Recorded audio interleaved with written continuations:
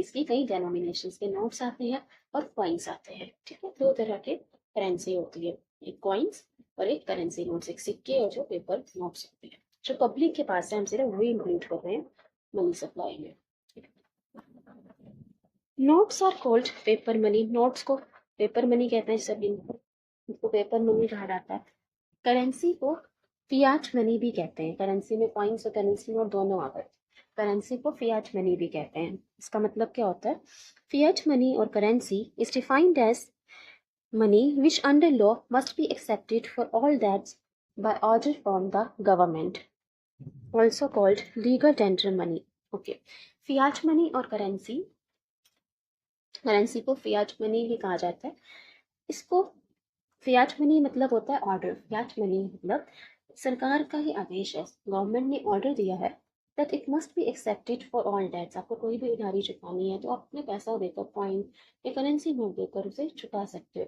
It must be accepted for all debts, ये as per government में सरकार ने आदेश दिया हुआ है कि फियाट मनी को कोई भी डेट्स पे करने के लिए एक्सेप्ट किया जाना चाहिए। ठीक है, इसको लीगल टेंडर मनी भी कहते हैं, तो लीगली एक्सेप्टेबल है। Legal tender money, Fiat money currency को कहा जाता है, और ट्रांजैक्शन मनी मनी सप्लाई को, ध्यान रखिएगा। अब देखते हैं डिमांड डिपॉजिट्स। कंपोनेंट्स कर रहे थे हम मनी सप्लाई का।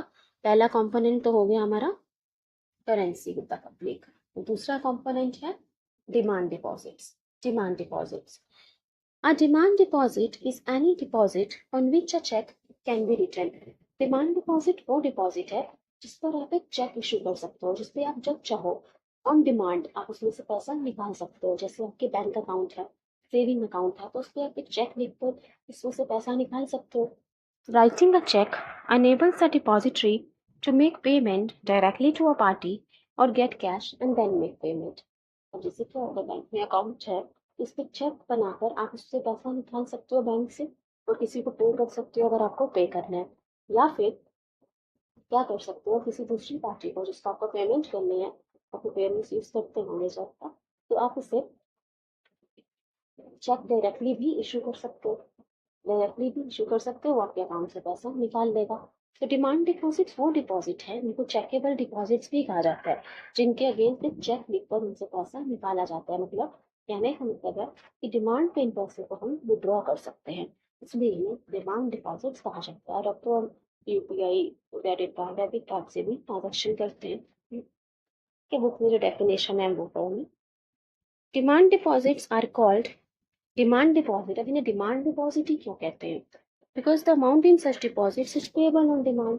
आपको किसी को पेमेंट करनी है तो आप जब चाहे उसको चेक बना के दे सकते हो, जब चाहे अपने अकाउंट से चेक बनाकर पैसा निकाल कर फिर उसे पेमेंट कर सकते हो। तो आपके डिमांड पे आप उस पैसे को विड्रॉ कर सकते हो, यूज कर सकते हो, तो वो अमाउंट आपको पेएबल होती है डिमांड पे, इसलिए इसको डिमांड डिपॉजिट कहा जाता है। Now money supply is equal to saving account deposits plus current account deposit.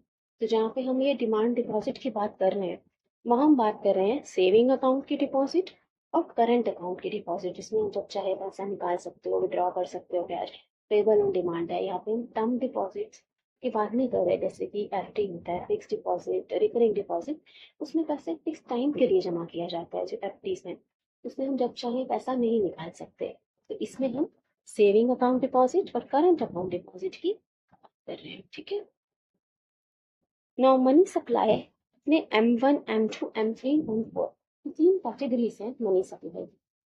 आपके एग्जाम के लिए जो सबसे ज्यादा इंपॉर्टेंट है वो है M1 मनी सप्लाई, जो अभी हमने देखा, जिसमें आपका currency with the public, demand deposits with banks, plus India के कंटेक्स्ट में इसमें अदर डिपॉजिट्स विद आरबीआई भी आता है। तो ये होता है M1 money supply, currency with the public,